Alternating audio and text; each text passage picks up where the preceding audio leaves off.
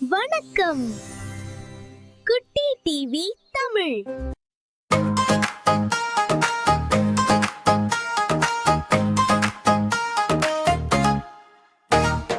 குளியல் நேரம் வந்தாச்சு, தண்ணீர் ஊற்றலாமா?